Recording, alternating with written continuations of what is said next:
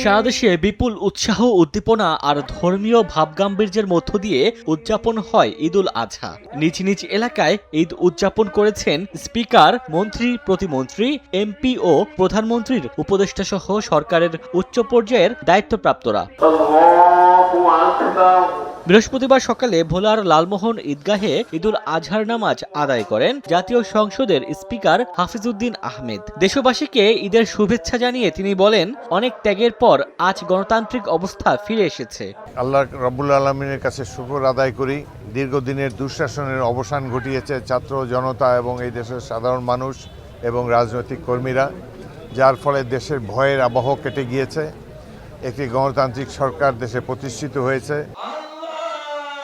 বরিশালের গরুনদী উপজেলার শরিকল স্কুল ঈদগাহ ময়দানে নামাজ আদায় করেন সরকারের তথ্য ও সম্প্রচার মন্ত্রী জহিরুদ্দিন স্বপন। এ সময় বিশ্বব্যাপী চলমান হানাহানি বন্ধে মহান আল্লাহর কাছে ফরিয়াদ কামনা করেন তথ্যমন্ত্রী। কার কাছে শিখলাম?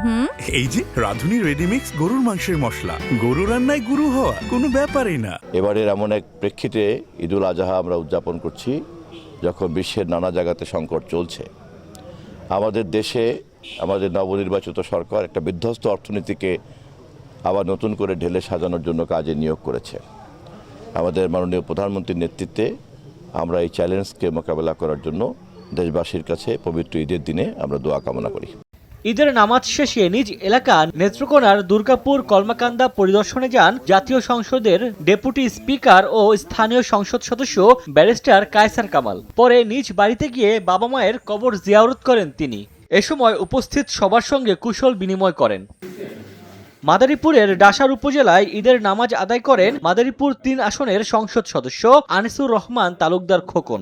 পরে উপজেলার পশ্চিম খান্দুলিতে নিজ বাড়িতে দলীয় নেতাকর্মীদের সঙ্গে মত বিনিময় শেষে তিনি বলেন, একটি অপশক্তি বর্তমান সরকারের বিরুদ্ধে অপপ্রচার চালাচ্ছে। যে সকল দল এবং যে সকল দলের নেতারা এই সরকারকে বিতর্কিত করার জন্য বিভিন্নভাবে মিডিয়ায়, ফেসবুক, ইউটিউবে যেভাবে অপপ্রচার চালাচ্ছেন, জনাব তারেক রহমান সম্পর্কে যে সকল বাজে বক্তব্য দিচ্ছেন, আজকে ঈদুল আজহার দিনে আপনাদের কাছে আমাদের অনুরোধ থাকবে, সবসময় সত্যের সাথে থাকবেন, সঠিক কথাটা বলার চেষ্টা করবেন।